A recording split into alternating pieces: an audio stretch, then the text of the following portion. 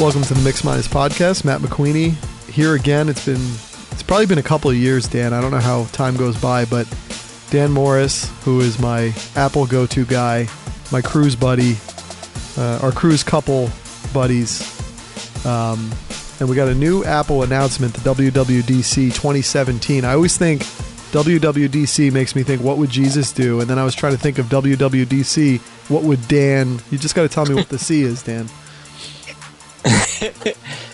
Yeah, I'm trying to think now. What would Dan curate? It's very, modern tech. It's very boring. Yeah. So I'm looking on Facebook, and around the time that Apple WWDC is going on, it looks like you're running your own WWDC. It looked like you were doing some big presentations in California. So I went to Spark Summit, which was in San Francisco. So it's a big data conference. And so I was one of the keynotes for on the last day. So wow. I was there. Yeah, so I was there for a few days, and then that's how I kind of finished off the conference. Now, I'm not saying you seem like a shy guy, but does that worry you a little bit, having to give a presentation like that, or are you kind of just, you're locked in with the material? I've never done it before, so it was my first time. I tried to do my best in terms of, really practicing, because I think that for me, at least, that makes a huge difference. So, I'm happy with how it went. So, yeah, I definitely practiced. And how many people were there, and how long did you have to speak for? So it was a pretty short presentation, but it was 3,000 people from what I understand. Wow.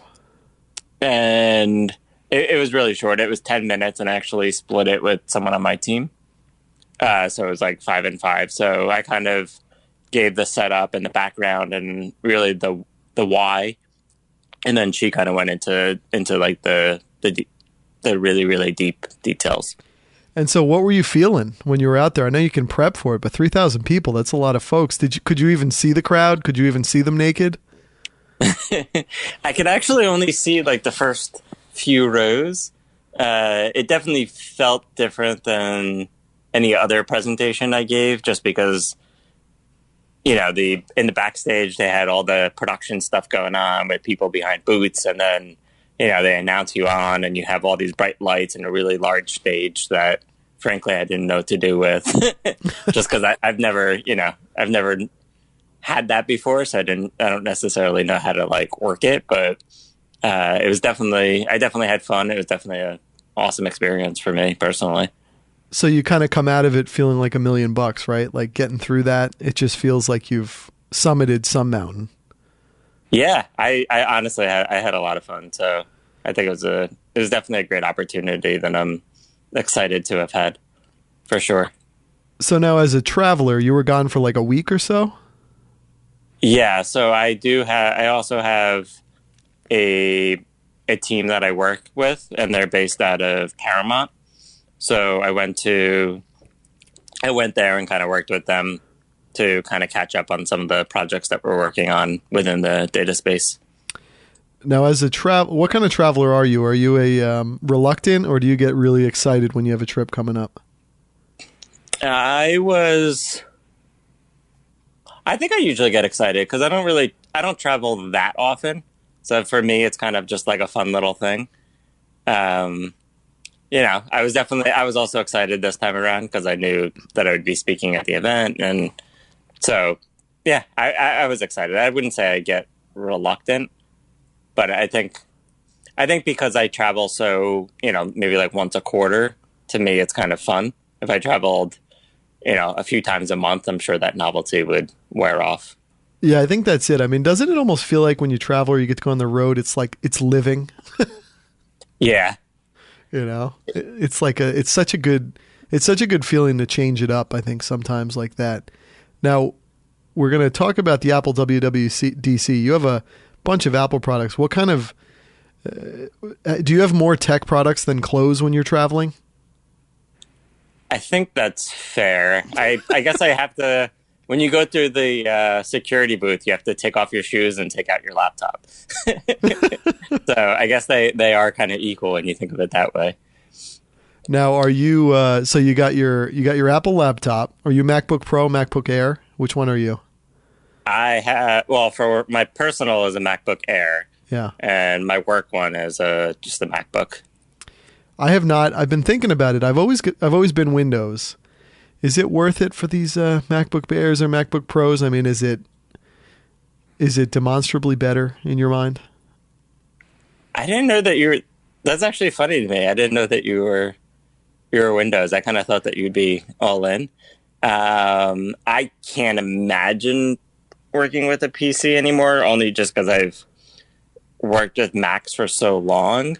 Right. I know that there are certain things that make people reluctant to go to Mac. So like if you work heavily with data, less technical but more within Excel, you really, the Excel for Mac isn't necessarily that. It doesn't really compare as well. So I know like that's one use case where the PCs have you. I mean, honestly, I think though Microsoft is doing a pretty good job bouncing back, so it might be hard to compare in a few years. Well, that's true. I mean, I only do it because my personal life is Apple devices, mobile, iOS. But for work, we're PC and we're Windows. And so I can end up getting a much better deal on a laptop that I can keep at home. So you can almost get like a $3,000 laptop for half the price. And so it ends up being powerful enough, and I've always been in it. But I'm always kind of, I'm always a little intrigued to jump over. And there's been some deals on the MacBook Pros and the MacBook Airs because I guess some new ones were kind of announced or some upgrades to existing ones were announced. But have you moved to this touch bar thing? So like this is a world I don't really know because I'm an iOS guy, but it seems like a lot of people are not amazingly excited about this touch bar. So I haven't, only because I still have my MacBook Air, so I haven't, I feel like the refresh cycle on your laptop isn't necessarily that quick. I think that it's, when I saw it, it's definitely, I haven't really used it, so I can't really speak to the function, how good it performs out in the wild. I can see the lackluster response mainly because, the reality is that the comparison is the Surface and that has a touchscreen. However, you could tell that Apple was kind of really pushing their iPad Pro as like the new laptop, so to speak. So I guess like that really is kind of the true comparison at this point. But yeah, I haven't actually used it. I definitely think it's interesting, and I like understanding how Apple works with like the way they kind of sequence their features. I suspect that it's leading up to something, but I'm not quite sure at this point what that something is. Well, and I think we're getting worried to the fact that are these things leading to stuff? We always knew that in the past it would, but I think some of the products are like, oh, are they just trying to catch up, or are they really leading somewhere, or are they just releasing the best possible thing they can at the deadline that they have to release it? I think that's where people are starting to get a little uncertainty about Apple. Yeah, I think it's certainly fair, I think. I mean, they're definitely, I think that they haven't had the same type of hits recently as they have in the past. I get the feeling that there's something cooking in the background, especially in like the whole AR space. Right. So hopefully this is more of a, almost like a preparation period of something that's coming. Gestation. Yeah. Hopefully. Yes. No, so hopefully in 9 months or so, something good will come. Yeah, we can hope. Although they announced things that aren't coming out till December, which we'll hit in a bit. But on the travel thing, I'm so intrigued by this because the other part about not being someone who travels all the time, when you do travel, you're almost like an amateur. It's kind of like when like if I sign up for a gym again and I start going to the gym and I forget like the beats of going to the gym. So I'll like forget a towel or I'll forget a bunch of stuff. But I think with these Apple devices, when you go on the road, if you're not a well-honed machine about going on the road, So you got your Apple Watch. You can't forget the charger because it's only going to last you a day. You got the AirPods, which you got to bring that little, that you got to bring the little dental floss box for that. And then other chargers will work for it. But there almost becomes an anxiety with traveling with Apple products at this point a little bit, right? I don't even think it's an Apple thing, but having the number of chargers that I need to bring places is definitely overwhelming. Yeah, for sure. It's definitely, between my Apple Watch, my phone, my iPad, my MacBook.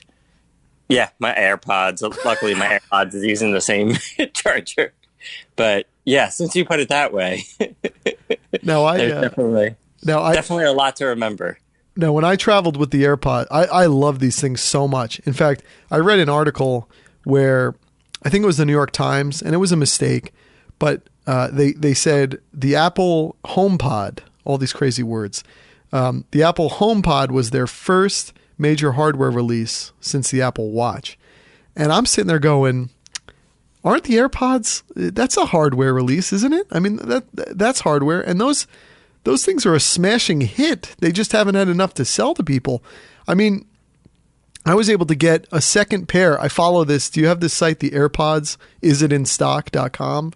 And it tracks the inventory around the world about when AirPods are available. They're never available. And there was a day where they were available on Verizon, wireless.com. And I just bought them because they were available. And I ended up giving them to Melanie for her birthday, which just passed. But this is a smash product in waiting, isn't it? I mean, I think it's been hurt by the fact that you can't get them. But this has been like sort of a quietly revolutionary product to me. I can't get over how much I love them. I love it. Especially the idea, I know we all kind of joke about the whole dental floss thing, but it really is kind of awesome that you just throw it in and you're able to get so many charges out of it without having to go back, opposed to, even though I guess Beats are owned by Apple, but something like Beats where you'd have to constantly charge it. Yeah, I think it was one of these products that I was convinced it wasn't a good one. And then when I was able to just get them Christmas week, I mean, I was a little worried. The price felt high in general. But then I read all these articles where people were like, no, that's not a high price for this space, for this niche. Those are actually low priced. I still don't buy that. But I ended up buying them because I wanted something new Apple. And I'm listening. I mean, how much do you have those in your ears? It's like 16 hours a day almost, right? Yeah. Yeah, I absolutely love that product. I mean, I think I've heard some stuff where there's going to be some health related stuff assimilated into them, where they can, I guess, through the ears get I don't know, some kind of blood pressure, different things like that. So that will only open the window to that. Now, there were some announcements I think that came out of WWDC with those where, and this is where they need to get with these, because the one place that the earbuds, not the AirPods, where the earbuds have an advantage is they have all those controls, on the little, on the wire there, where you can go forward, you can manage the volume, you can pause it.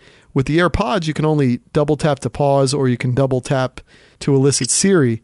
But I read that there's going to be things where there will be independent control across the two AirPods, where on one you can do it to pause, and on the other you can do it to go back or next. They really need to get, I think, volume control hooked into there. And I was thinking the best thing would be if you rub down on the AirPod, that it would make the volume go down, or rub up, or tap and then rub down. I mean, that's the part where I'm missing. Like, I feel like you still have to open or take your phone out to kind of manage the volume. I definitely agree with that, especially as a commuter and you're kind of getting off the bus and you're entering in, or you go onto the streets of the city and the volume change. Like, that is probably the one control that, more than anything, having easy access to. However, you do have it on your Apple Watch. It's a little clunky in that you have to kind of navigate to the app, but you can, in theory, control it from your wrist. But yeah, I totally agree. I would love for them to simplify that a little bit more for us. Do you think if the AirPods had the inventory to actually sell as much as they need to? I still don't understand why Apple was so not ready, apparently, for these things to sell, or I don't understand. It made me worry that the product wasn't finished. And I've had no problem with the product. I mean, sometimes I have a problem if I'm going between different devices, and you ever have the thing where you like learn to wait to put it in your ear because you don't want it to only play in the one ear. Yes. It's like, it's this weird like alchemy science that you do to make sure that it's going to play in two. And sometimes I'm like, I got to go with the left one first, and then I have to wait and then go with the right, and then you get the little bloom sound. But it's a weird little thing. But the AirPods have almost become the wearable, if you consider it that. I mean, they've sort of leapfrogged the watch in many ways. Yeah, I mean they're so tiny.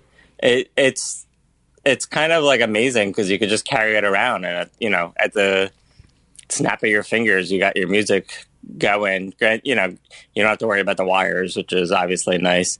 Although, with the watch, I definitely haven't gotten it. I think the day it came out initially, it really does. You don't notice how much you use it until you forget to wear it, or for whatever reason it doesn't charge at night, and you kind of, you don't get to wear it the next day. Like it definitely, you definitely use it. Is from what I've gathered. Because probably like a week or two ago, for whatever reason, it didn't charge overnight, which I'm sure was my own fault or my cat's fault. But yeah, the next day was not fun. No, it definitely, I mean, both of the devices, if you call them that, have just become integral to those who have them. I mean, I almost can't, it's bizarre to me. The one place when I'm mowing the lawn on my riding mower, they do not carry the noise and they do not carry the sound enough to keep away the lawnmower noise. So I'll still wear like Beats headphones, and I have to use that godforsaken little adapter, the little lightning adapter to the headphone jack.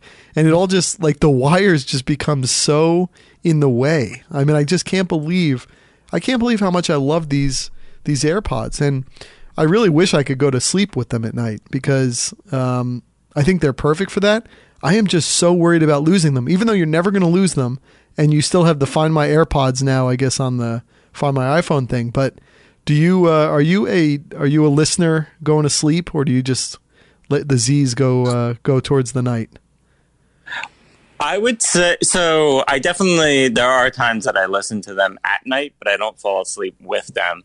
The part that I thought was interesting or funny that you mentioned that the idea of like wearing them while you're mowing the lawn, because one of my biggest fears in the city is when you're walking, there's like these, like grates in the ground or whatnot. So there's a bunch of open slits. And my biggest fear is just getting like knocked into and an AirPod goes down. So I would be so scared to mow my lawn as well. And like the idea of, the AirPod falling and getting sucked up right into my lawnmower would be tragic. I know. Isn't it amazing how awful it becomes? How much you come to love these things to the point where, where you're like worrying about their safety at all times. It's almost like they become a child. Yeah. It's so bizarre. I actually, I had a ridiculous, I had my first ridiculous dad injury. Speaking of children, on on Thursday, Melanie had like a knee scope surgery, so I was in charge of my son Liam, and so on Thursdays you take him to school at 8:15, 8:30, and then I was going to work from a coffee shop, and my mom was going to pick him up from school, but I would be in the area so that I could always come home, once he goes down for his nap, so I could keep working the whole day. And so I bring him to school, and then he's just sort of like, it's not working for him. He had a bad cough, and he usually loves going to school. And then all of a sudden he's just like, go home. And I'm like, oh no, this is brutal. And so I'm on my own now. I can't work. I got calls coming up, and he's like, I want to go home, and he's coughing, and I'm like, all right, he's not like this. So I had to take him. Then I had to take him to the doctor. So I called the doctor's office. And of course, Dan, guys are not good at this. We're not good at mobilizing personal stuff. And so I call the doctor, and they're like, yeah, she can see him at 9:45. So at this point, it's like 8:45. Now, the other piece is you get all logistical. I'm like, I don't want to go home, because if I go home, I let him into the house, I'm not going to be able to get him back into the car to go to the doctor. So I'm like, we'll go to a park. So we go to a park and it's just us two, and then these random people. I always love the random people who are just parked at a park, like doing whatever they're doing in the middle of Sparta, New Jersey. Weird. But we go to the park and we're on there. It's a little wet. I'm worried about him running. And then he goes, Daddy, go down slide. So he wanted me to go down the big slide. And I said, yeah, sure. So I'm wearing workout pants because it's like going to be sort of a work from home day for me. And I go to the slide, and I had my coffee from my favorite coffee place in town here. And I go on the slide, and it's a little wet, and all of a sudden it turned into National Lampoon's Christmas Vacation with the saucer. You know, when Chevy Chase is going straight down and lands in the Walmart parking lot, and he's out of control. I go straight down this thing. I go flying off the end of the slide, like flying off it, land on my butt on the ground. But somehow I kept the coffee upright. But by keeping the coffee upright, my like thumb got whiplash. Oh my god! And so I had like a sprained thumb. I had to get like a little, not a cast, but one of those things you get in the supermarket that like keeps it in the right position. So I had my, we're talking about worrying about AirPods. I still each day worry about my coffee, and I don't want that thing going down. And I kept it out there. I still had my coffee, but I had like a sprained thumb for 3 days. It was absolutely awful. Well, if there's one thing that I like as much or maybe more than my Apple products, it's definitely my morning coffee. So I can definitely relate. Now on the AirPod front I keep trying to come to grips with what is the issue that we have so much anxiety about it in public. Is it that it's $160? Is it that it's such a great product and you're so afraid to lose it? I don't know what that is. Do you think if these things became $50 or $39.99 that we'd not be as worried? It's a weird psychological game here. Well, first of all, I don't think that my AirPod has ever fell out of my ear. So it's actually kind of interesting that I have any anxiety whatsoever about it, because so far it's been pretty good. Yeah, I think that definitely spending $160 was definitely a lot.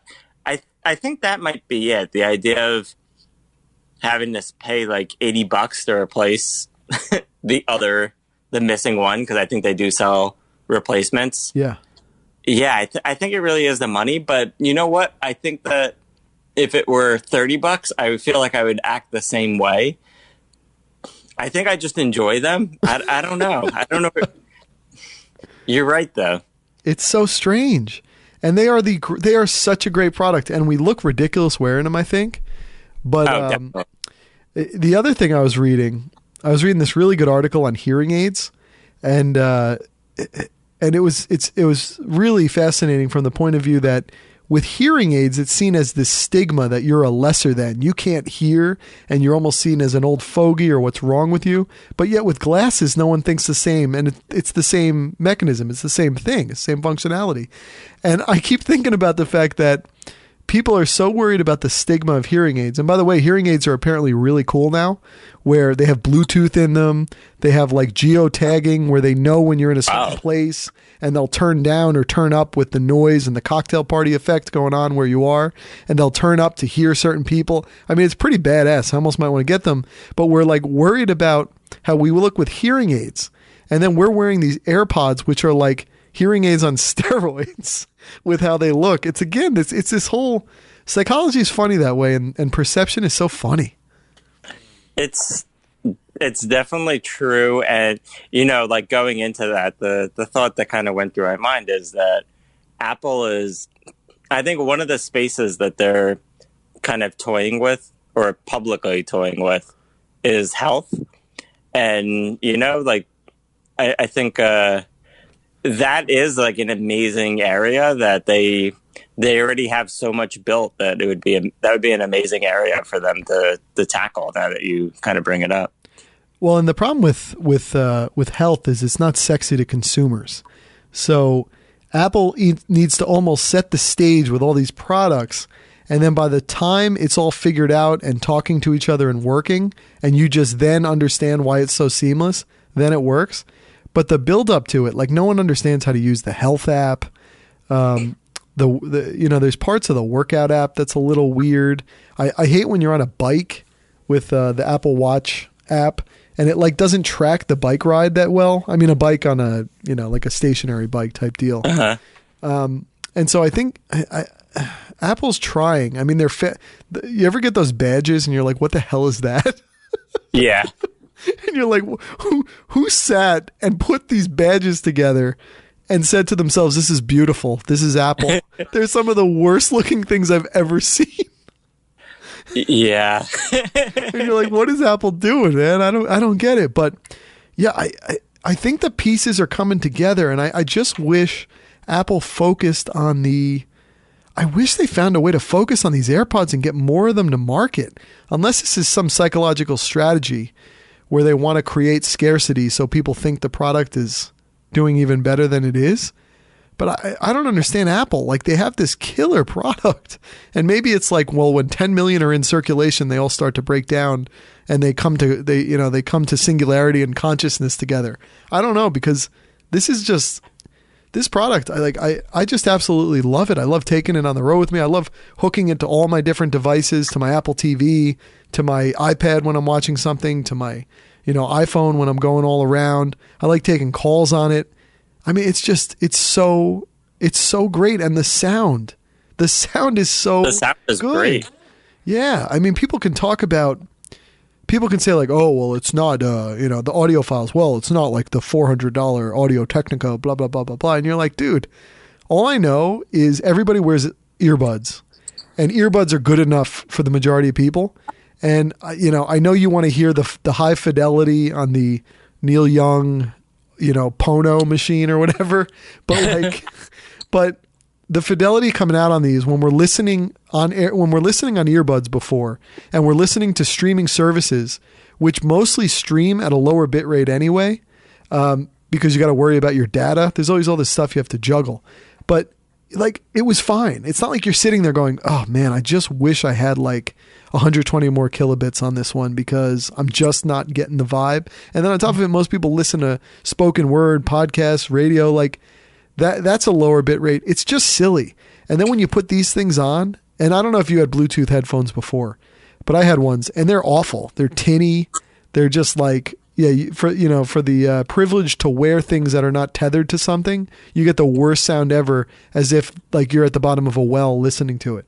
These things you hook in and you're just like, oh my God, this is here. This is present. This sound is phenomenal. It's very good. Yeah, I honestly love listening to them every morning commute. I definitely, at home, I definitely pop them in, whether I'm going to the gym or I'm at home. The sound is great. I've definitely had Bose headphones in the past, and they're, pretty bulky or whatnot. I think the fact that these are so tiny and they sound so good, and they kind of connect to my stuff so easily, it just makes them, like, they really are perfect. I definitely agree. They're kind of like, you kind of just want to be able to use them. You really do. And I'll tell you, Apple's missing their chance with the Apple Watch, because for those who have the AirPods and the Apple Watch, you have freedom. You have an untethered existence. And Apple has not gotten there yet. So Overcast, which is my favorite podcast app for many reasons, I've talked about that in the past, they came out with a feature in their newest update where you can send podcasts to the watch. So it's actually a function in the drop down. So you can have, if you have AirPods and you have your watch, and then now I got the second generation Apple Watch now, because it was $70 off at Best Buy. You got Father's Day, you got my birthday coming up. So I just said, hey, you probably do this. You're like, I don't really need much of anything, so let me see if there's a deal. Just get me the better version of what I already have. So I ended up getting that. And so the beauty of the Generation 2 is that you have the GPS in the watch. So that's a big deal. So you don't have to have your phone with you anymore. So now with my AirPods, I want to be able to send what I want to listen to my watch. Because in many regards, it's an iPod. It's an iPod Nano. It should be treated as such. Apple is missing the boat by not making this connection stronger, whereby I know they do it with their Apple Music, but not everybody's an Apple Music person. I feel like they need to open up this functionality so that when you have an audiobook, when you have podcasts on whatever app you use, when you have music from the apps you use, like you need to be able to send that to the watch. And then you have your GPS on the watch, you have your AirPods on your ears, and you could go for a run and you're not running with like a tablet in your pocket or a tablet on your arm, which looks ridiculous when you have the bigger iPhone. I don't think you don't have the bigger one, right? You have the 4.7. Yeah. But I got the 5.5 and I love it. I tried to go down to the 4.7 with the iPhone 7 because the 5.5 weren't ready for like 2 months. And it was so different to me. I felt like a lesser than man, pretty much. But when you have the 5.5, if you ever wear an armband, you look absurd because you got the armband on your arm, then you got the watch, then you got your AirPods. It just looks insane. I just want, and I have the whole platform set for me to be able to go for a run. And by the way, I go for like one run outside like every 3 months. But on that one time, I want to do that. I want to have the ability to be untethered. And I don't understand why Apple is not going all in on this. Are there not enough people who have bought the Apple Watch, plus the not enough people who have Bluetooth headphones or AirPods? Like I just don't understand this. I think it's a really interesting point. I'm wondering, it makes me wonder what the next iteration of the watch will be. I think that I'm not like the biggest runner. So for me, I can say when you go out for a run and you kind of have your big phone, it's definitely not that nice. Although they're actually off topic. So the guy in the Apple store told my wife, Rachel, that given, because she's a big runner, said that if your phone is at home and it's on Wi-Fi, that you will be able to text through your watch, even if you're like away from it. And I kind of thought that was bogus. It definitely seemed bogus. However, she one day forgets her phone at home. She's at the gym, so like way out of range, and she's texting me. Oh my God. And apparently it's true. If your if your phone is on Wi-Fi, it actually does work. And it was honestly amazing. I'm like, well, because she was looking for her phone frantically. I'm like, well, clearly you have it if you're texting me. But I was wrong. The phone was at home. So if I leave my phone at home and I'm playing a podcast from it, I can go for a run in my neighborhood and I should still be able to hear it, you think? From what that guy's saying? Well, it worked for texting. I'm trying to think how that would... Yeah, see, like, why are we having to think about this hard? That's the thing. I'm like, the Apple Watch has such an advantage, and people are buying them. I mean, I think it's got the market share, right, in terms of all the other smartwatches. It's definitely the best, most seamless product. I love it. It cuts my phone time down probably 25 to 40% from what it was before, just for the simple thing of looking at the time or getting your notifications, letting you know that you have notifications without having to check your phone for them. But I just wish I could send, and by the way, the problem with the Overcast, you can send episodes to it, but there's no, and this is Apple's problem through their SDK, there's no indicator about how the transfer is going. So it's constantly just transferring, and then when it's done, it's done. But if you have like an hour and a half episode you're trying to download to your watch, there is no indicator, and it could be like 15, 20 minutes, and you could be 18 minutes in and be like, I gotta like go, and you don't know if changing your environment from being in Wi-Fi, like there's no indicators, and it's not Overcast's fault. Apple doesn't do this, but I don't understand why Apple doesn't do this with their podcast app. I know they do it with their music app, but it just seems so obvious. It seems like such a native platform advantage that you own this platform, so make all of your things work seamlessly, allowing this product to be purpose-built and alone, to allow it to just exist on its own. And then, of course, all us tech people, we get so fixated on it, right? Until it's until it's fixed, even though the use case is like the one outside run every 3 months. But you're like, I'll tell you, by God, with all I'm spending on this, I just want it to work. And I was reading through some message boards, and people are like, oh, when is Spotify coming out with this? Oh, I use Google Play All Access. And it's like this confusion in the market between all of these similar products and services. And then, like, does this platform accept it? Does this service play well with this? Do they have an iPhone? Do they have an Apple Watch app for this? It just gets so confusing. And that to me is the issue. And that leads me to the big announcement that Apple made at the WWDC, the big hardware announcement. It was so big that the New York Times, as I said, forgot to remember that. I guess forgot to remember is not a good term, but they forgot to actually say that the AirPods were a real product, a hardware product. So Apple came out with their own speaker, their own Siri speaker, their own version of the Amazon Echo or the Google Home, and it's called the HomePod. I'll tell you what, my initial inclination is this is the Amazon Fire Phone. We're in the same sphere with all these companies, and we don't have this product. This is not Apple being inspired to make this product as Amazon was. And I want Amazon to win in this space because they were inspired to create a product that took the popular imagination. And they come from that point of view of wanting to win in it.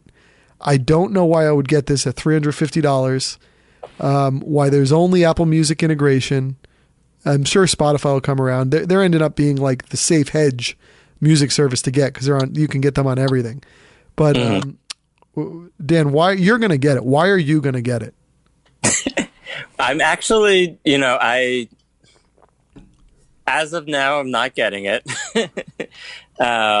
It probably, to be honest, for the same reason that I have not gotten, an Echo or any of the Alexa products. I would actually say I'm probably more personally inspired by Apple's product than Amazon's product, mainly because I just haven't found the need an assistant sitting in my kitchen to answer questions that, number one, I usually don't ask, and number two, I could ask to my wrist or my phone. The thing that I think that was smart that Apple did was that they kind of focused on the audio piece of it, and the assistant part of it kind of took a back seat. And I think that was actually really, really smart. And because Siri's not good. You know what though? Like even with Alexa being good, I don't really feel a need personally. I don't know. I haven't felt compelled to get it yet. I think, if you fast forward a few years and all of a sudden I have more devices, my home is wired up, and then I want to be able to control things from a single point of entry, maybe then I could see it happening. But having that kind of assistant thing hasn't really pulled me in just yet in terms of a single device. But so that's why I think that the audio. So if I were to get it, it'd be the audio piece of it. However, I have a nice little portable Bose speaker sitting in my kitchen, so it's hard to kind of justify it right now, unfortunately. So I have two Echoes. I have one Echo Dot and I have one Echo Tap. And when you get them, it's funny that you're coming from the angle of the personal assistant, because it is pretty good, the personal assistant part, but it's actually as an audio device, as a standalone audio device, where I think it really wins. So obviously you can hook into it with Bluetooth from your phone. But that becomes painful because I'll get in my car to leave to go to work, and I'll be playing into my car and I'm like, what the hell?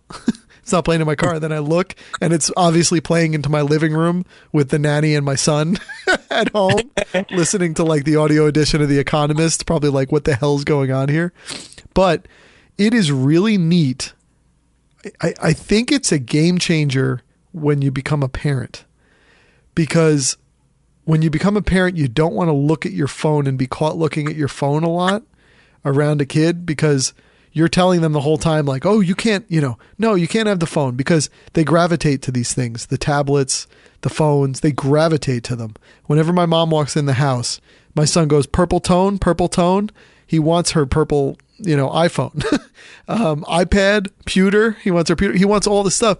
And so I love that it's this device you put up on the mantle. It's in the mantle in our room, or it's in the gym downstairs in our basement. And it's just cool to have something, a call and response, to say, play this podcast, play this song, play this radio station.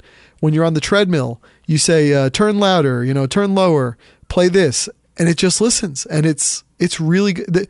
It's really good too. It's a really good personal assistant. Whereas Siri has never quite been good enough for what this needs to do. It's really good. And when you're walking around, when you're in the house, you just play things, you ask questions, you ask like news flash updates, you ask for sports. It becomes like really useful. And I think for the Amazon Echo, it's more affordable. And with it being an Amazon product, if you wait at certain times, knowing Amazon, on this random day, it's $80 off, and all of a sudden you're getting a $100 thing, and it's a $100 Bluetooth beautiful sounding speaker, plus having this really good assistant. Now they have this thing where you can call other Alexas. So if my brother has one, you can call him through it because he has one. It's like Star Trek or something. And I like the fact that Amazon is innovating and perfecting upon this platform and trying to think of the next thing. And it gives me the initial thought of like when the App Store came out and like anything was possible, and you like cared about the next app that was coming out, or you cared about how this developer was going to build something atop the system that's a native app that's not even something we knew about. And I'm seeing a lot of that with the Echo. And I think that's where a lot of the value comes from it. Now with an Apple coming out with a HomePod, they're basically saying, we're going to go up market. We're going to be $350, which is a lot of money for a speaker. It's going to be Siri, so it's not going to be amazing, and it's pretty much going to be geared towards Apple Music. And I think that ends up being something where you're like, whoa, I really like Apple, but I don't like being locked into a service. It was like how the Apple TV originally was before they started opening up. And isn't it funny that one of the announcements at WWDC was that the Amazon Prime Video app was finally going to become an Apple, which I thought was a weird announcement because you can already play beautifully AirPlay through it. So it's almost like it's not this thing where the other thing is, I feel like the Apple platform now is open. Can't anybody just develop upon it and send apps out? So that seemed weird to me. But the HomePod just seems like it doesn't know what it wants to be. And again, I'm sure Spotify will be a partner on it. They really are the winning service to go with, I think, because of the ability to be on everything, be agnostic, be open to all comers. But it just seems like an uninspired product to me, and Apple's almost putting a premium on it, which makes it even more uninspiring to me.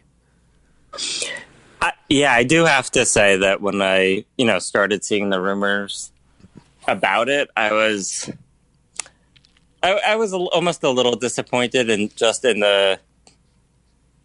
it didn't feel very Apple to kind of come out with it. I think that the spin that they took of focusing on audio, I think, was very smart. And, I think that they're probably going to make a bigger push into the home, but I have to agree that it didn't feel very Apple to do. It felt very Me Too, and that's typically not Apple. No, it's so uninspiring. Again, it's like the Amazon Fire phone. The thing I like with Google, Google is my music service. I do the Google Music All Access. I just think it's the best. You can bring 50,000 of your own songs to the platform, and then it gets integrated with all of the same features we've come to know and love with these streaming services, where you can get anything on demand, the jukebox in the sky, as they say. And it bought a service called Songza, so it brought in this playlist, mood-based playlist stuff. It's a really good app, and it's Google, so it's not like it's going anywhere, whether they make money from it or not. But the thing I like with Google is they came out with the Google Home, sure. But before coming out with that, they had the, the Google Chrome Audio, which it's sort of the equivalent of the Chromecast audio. It's like the Chromecast video, where it's like, I don't want the fully function thing. I understand what I'm buying, but it's $35, so I understand. I'm going to plug it into my TV. If something is Chromecast eligible, it works.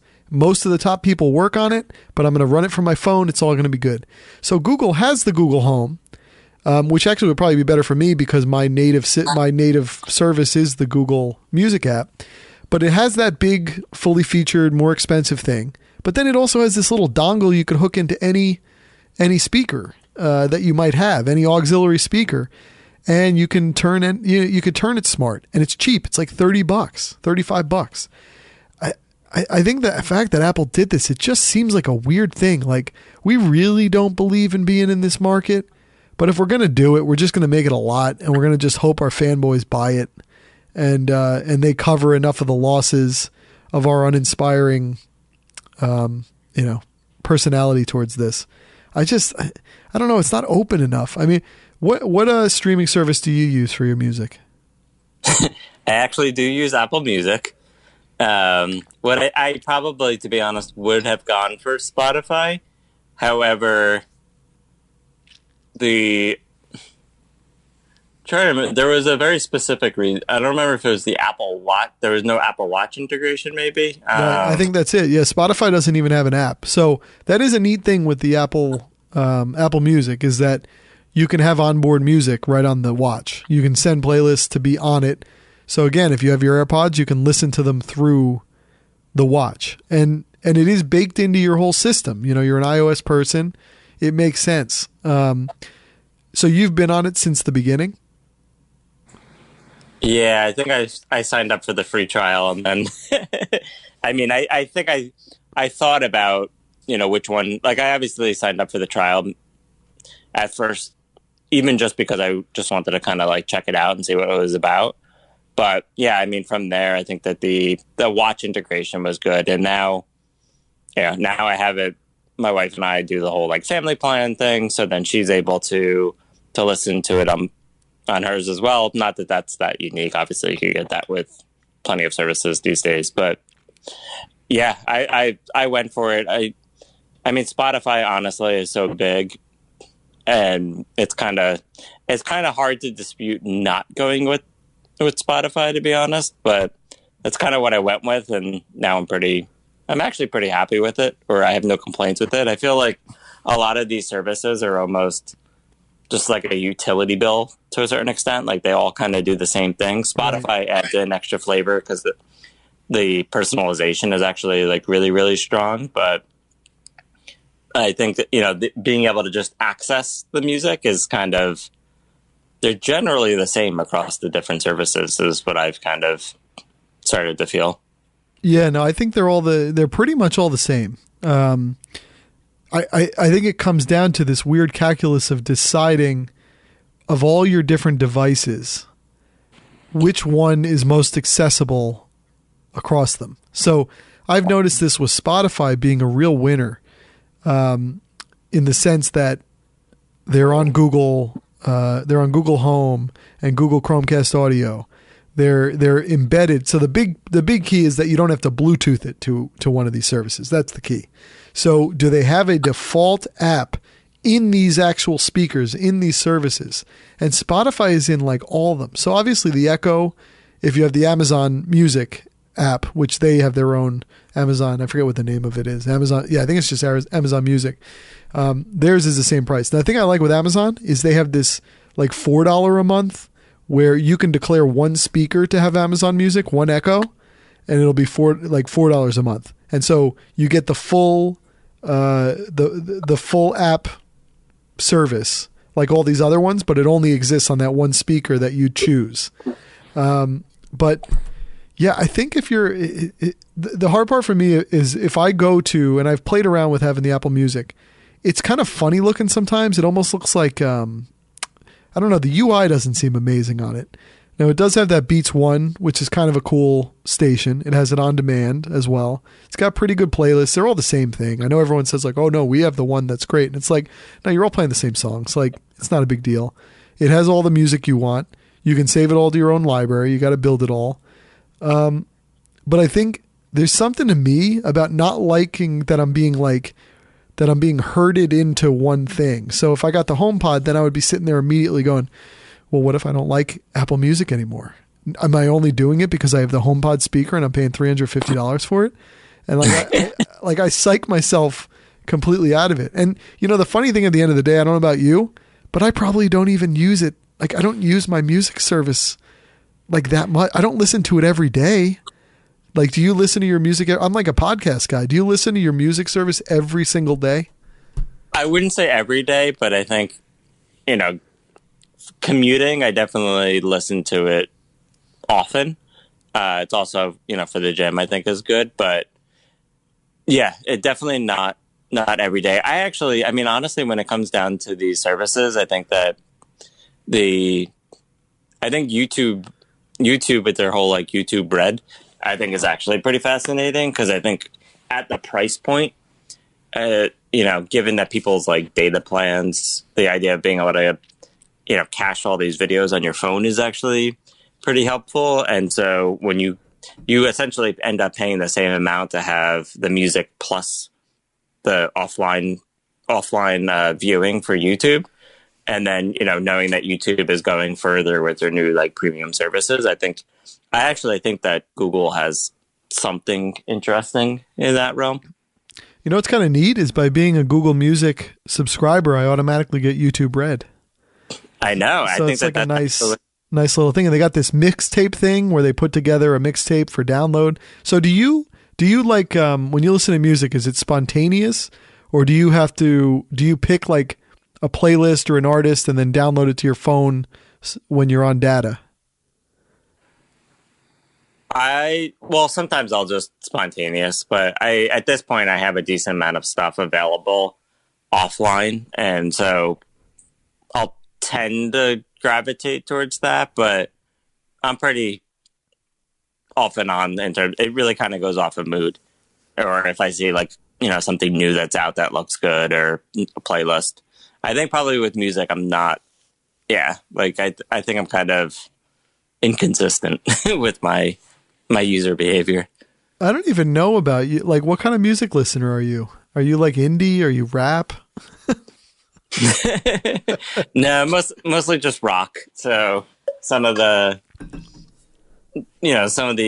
older stuff. Obviously, when the whole Chris Cornell happened, I was like, oh, I should listen to Soundgarden. But yeah, mostly on the rock. Definitely not rap. I like alternative. Obviously in my high school days, I liked some of the punk stuff, so that's always fun to go back to. Oh, you were a punk guy? What was your band? I wouldn't. It was like the Blink 182. Oh yeah, sure. One, like those types of punk, not like the true punk. Yeah, you're not a true. You're a sellout, man. That's interesting. Yeah, I loved music, but I don't listen to it enough. Like I have to. And isn't it sad when someone dies? That's when like all their stuff sells out. And they get all the downloads and the royalties. It's so sad how that happens in music. Like Chris Cornell goes, and it's like I just want to listen to everything he did now. Not yesterday, but now I do. I know. I listen to Audio Slave, and yeah, and it's such good music too. It's very true. It kind of like all of a sudden you're like, oh, wait a second. Audio Slave was the best. They were so good. I remember my friend, his dad was an executive, with some music or something, and I remember he had the demo of that first Audio Slave record, and we were listening to it in his car before it was going to be released, and that first song, with the drums hitting, that thing just. Oh my God, that was a great song. So let's just go through. We've just sort of we've stream of consciousnessed it, which when we've mostly hit a lot of the stuff, but I'm not a big, as I said, not a big iMac guy, so I don't know if there's a lot of stuff that came out or was announced here that is that amazingly exciting, other than just making the guts a little stronger and faster. I think their pro mod, like the $5,000 model, is interesting just because they're clearly trying to cater, like we still are the place to go if you need that really, really, really powerful computer. Truthfully, I don't really use my desktop anymore. So I have it set up and I use it. Probably the number one reason why I use it is because I have to print something out, and that happens to just be wired up to it. Huh. I tend to use my MacBook Air a lot. So, and truthfully, my iMac has been going strong for probably a good 6 years, and I just haven't felt compelled. Every time, obviously, when I see the new ones and they look so thin and nice, I like them and I want them, but I haven't been compelled to get one, unfortunately. Well, it's interesting, and it's been a little bit of a conscious decision, but I got the iPad Pro 9.7 around the holidays because it was a really good deal. And it was, again, one of these things where it's like, everyone's like, what do you want for Christmas? What do you want? And I was like, I don't really want anything. And then I saw a big deal and I said, but I'll take an iPad Pro. The 9.7 is on sale. And so I started using that for a lot of quasi power using, and I haven't been disappointed. I can do a lot of stuff. I could do a lot of content writing, reports, multitasking, and that's the 9.7. That's not even the bigger one. I've been kind of, cautiously happy with the iPad Pro as a business device. And that's what a lot of this WWDC was bringing out, was that it's going to get even better with like multi-screen or multi-app multitasking and just making it a much better power user device. The iPad is actually, so I have a pretty old iPad. I think it's like the iPad 4 so it's pretty old, 4th gen. So I've actually been waiting for the new one to come out. Really, regardless of what features ended up getting put in, I kind of just wanted one of the, like a newer one, just because this one's on the older side. So I'm pretty excited about that. And yeah, when you add in, it definitely seems like they're starting to really go big on it. I think what they're doing with the pencil is kind of interesting. But yeah, everything with the multitasking and really iOS 11 in general kind of seems pretty interesting, particularly around the iPad. Yeah, they're trying, because the Surface has done very well for Microsoft. I think it really has filled the void that many were hoping tablets could, where it's like a true power device. That is still better off from everything I see. But I've come a long way. I mean, the iPad was never a work device for me. And I was happy with it being a consumption device, a consumer consumption device. Sometimes I've even gotten to the point where I don't even have the mail app on my iPad mini, because I'm like, you know what? Why do I need to allow people to contact me? I'm only using my iPad 2 mini when I'm going to sleep at night. I'll just put my Gmail on it as the mail. And, I'll keep away messaging and all this stuff because it's a true consumption device. So I was always happy with that. But now that I can add some kind of workflow to it where I can be on the couch watching stuff and be doing work, I mean, it is pretty good. The keyboard case is pretty good. Now, the one thing I don't understand is why in the hell did Apple come out with a 10.5-inch iPad now? What the F? Yeah, the larger, it is more screen real estate, so I don't think I would turn that away. Yeah. It's just bizarre. Why? 9.7? It's almost like, well, we have a 4.7 phone and a 5.5 phone. Why don't we do a 9.7 and a 10.5? It'll be like the same jump, but now you got to get all the gear for it. It's like, or I haven't looked into that. I'm guessing you do. You would have to get dedicated gear for the 10.5, I'm sure. Of course. There's always gear. How do you actually like the keyboard thing? It's really good. It's very good. I can actually work on it like on my lap. I mean, it's very responsive. It's very good. And I found a little workaround for Microsoft Word. So on the iPad, as you probably know, you have to subscribe in order to create documents. Otherwise, you can just, for free, you can edit any document. But I got my little workaround. If you go into Dropbox and you copy a document and then rename it. Then from that copied document, you say edit in Word. It thinks it's just an editable document. So it opens it up, and to you, it's a new document. It's got a new name. You can clear all the content from it, and you can use Word as the fully featured functional app. Yeah, I've been doing that. I've been doing that completely all the time. So that was really good. Actually, that's another cool thing coming out with this whole iOS 11 file. So it's like this, this index of all of the different services you might use for cloud storage. So we're talking Dropbox, Box, Google, I think Google, I don't know if they're on there, but OneDrive, and then of course iCloud. So it's one place where you can access all of these things. So that's kind of a smart addition to Apple, because I have a bunch of them. Yeah, I thought I think that's what's really interesting to see, that they're starting to, obviously it is kind of a result of Microsoft making so much headway, but the fact that they're doubling down on this like pro aspect is, I think, really, really, really interesting. I think there's some like pretty neat features that they're baking in with, you were mentioning Word, but even the idea with like the pencil, how you can like, sign something and kind of send it right off instead of having to, I think you could even like take a picture then instead of like photocopying, and you almost get rid of some of these other devices in your life, which is I think is kind of interesting.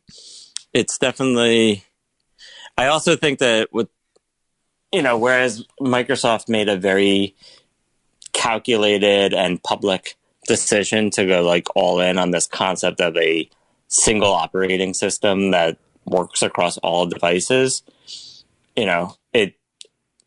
Apple hasn't necessarily come out and said it, but everyone obviously talks about it, that iOS is starting to look more like that single platform than the MacBook or the Mac OS.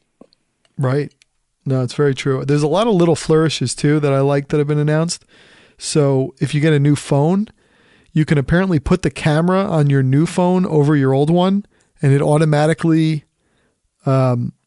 sets your new phone up based on the, whatever the camera thing is, I guess, or whatever. Yeah. When you're in somebody's house and you want to get on the Wi-Fi, instead of them having to tell you this crazy, 10-letter digit number to get on, you can just like hover the phone over another phone that has it already in input, and it'll work.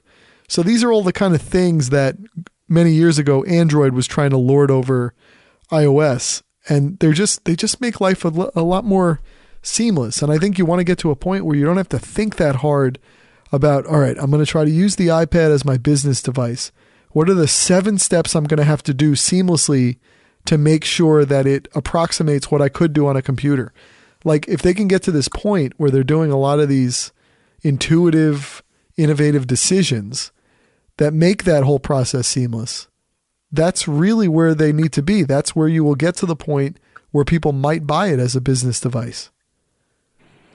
Totally. And I forgot about some of those features that you just mentioned. The Wi-Fi thing one is, it's such a user-centric idea, because I think we've all kind of been there where you go to like your friend's house or something and you're like, what's your Wi-Fi password? Yeah. And then, you have to, they bring out some, maybe not your friend, but if it's like, your in-laws or something, and they pull out like a piece of paper, someone that's like older than we are or whatnot.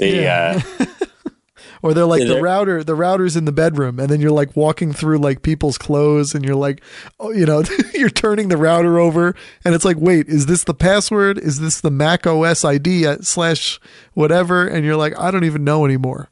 Maybe I don't need Wi-Fi that much. So it's a seamless thing. I also like this, the Pay Friends with Apple Pay deal.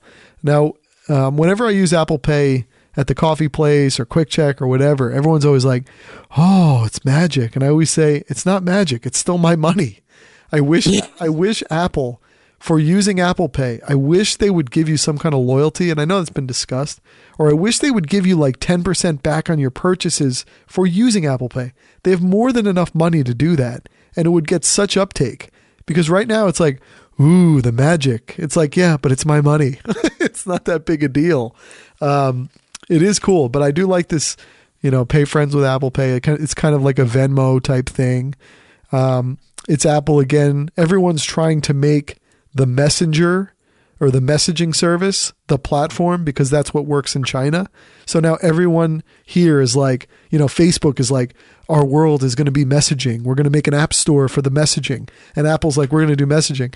I still don't think it's an American-centric way of doing things. I think we don't necessarily believe in messaging being our main platform. I mean, sure we do in our own personal texting, but like, when you're in these things, it never took off for me, and it still hasn't quite taken off in America the way it does in China. But this is kind of a neat little thing, the pay friends with Apple Pay.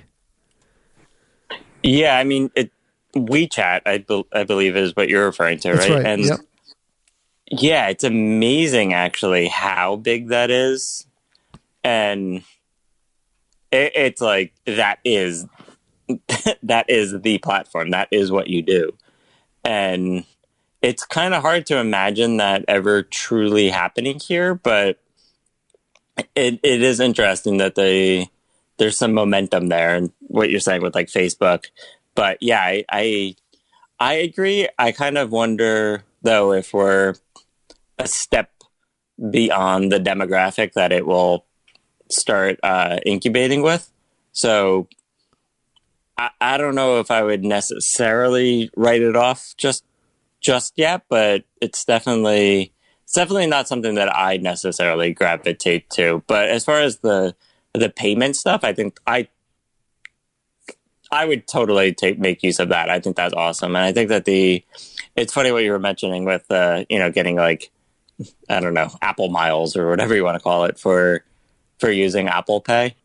I love being able to use my watch to pay. I think that is just so easy. And for me, like that is the benefit actually. But yeah, I think it's awesome. And what's amazing though is that now, like they just have like Starbucks actually is the example that kind of comes to mind where, there's a huge percentage of money that flows through their payment system now. And then like that becomes money that they're able to start kind of accruing their own interest on, which is pretty fascinating. So it'll be interesting to see what kind of play, like Apple, who knows, Apple might become like the next bank. Well, they should. I mean, that would be the ultimate coup for Donald Trump to win back things, which I don't know if it's happening, but if he could convince Apple to repatriate their money by some kind of funny thing with this, by a dividend buyback or by plowing it into Apple Pay somehow, or some percentage of it, or having like a bank. They really should be a bank at this point. I mean, it's almost. I mean, there's probably no money in being a bank, but yeah, no, I definitely love using Apple Pay. It totally makes 100 times more sense on the watch than it does on the phone. When you have both, I never use it on the phone. It feels balky and weird to do. The watch is it's perfect. It's just a quick double click on that long button, and it just works. I do feel silly when you're like a wand, like when the person on the other side doesn't know quite how to initiate the thing for the Apple Pay, and you're like waving your hand around it, and you feel like, it would have just been better to get the credit card. You don't look like a fool, but you're like miming and all this stuff. And I love when people are like, oh, I don't think that works here. And I'm like, nah, I've been here. It works. Can you figure it out, please? Yeah, no, it's very seamless. The final thing, because we're over an hour now, you brought up the augmented reality. That's a big piece here. I think we're in the infancy with this being a consumer-led product. I've used the Google goggles, which I don't think that's necessarily AR. Nothing quite has... I don't know if that's Oculus. I know there's a few things that could be virtual reality or augmented reality. I know Pokemon Go was one of those, but it seems like it hasn't quite, sort of like the messaging, right? It worked in China and it hasn't quite happened here the way we're trying to kind of copycat it. There's the augmented reality. I don't think we've figured out quite what it's going to be for maximal uptake. Yeah, I totally agree. I think it'll take some more time. I mean, to be honest, I remember getting excited about augmented reality, I don't know, maybe 5 years ago at this point.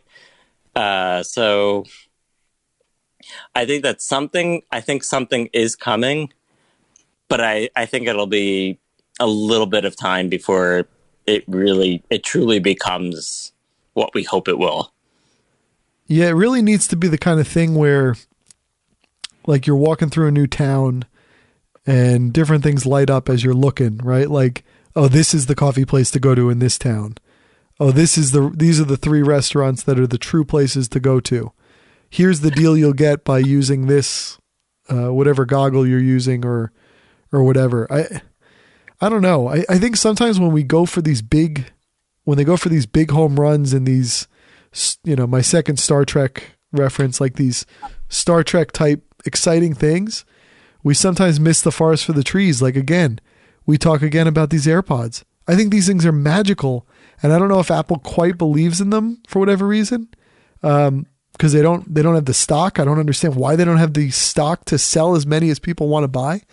But like, I feel like sometimes they should just innovate on that and just go crazy for that. It's like not sexy. It's your ears again. It's like hearing aids, in relation to glasses, which are a fashion item.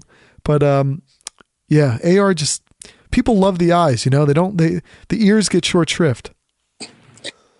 I think that the eyes really do seem like the place to go, right? Because it just feels very natural, but yeah, it certainly hasn't worked out too well yet. All right. Well, I think this was a good discussion. Are there any final thoughts or things that we didn't hit other than being AirPod fanboys and not homeboys, HomePod boys? I think we covered a lot of ground. Maybe when I get my new iPad this week, I'll give you an update. Maybe we can do a follow-up. Cool, man. Well, Dan Morris, thank you for coming on. This was great. Cool. Thank you.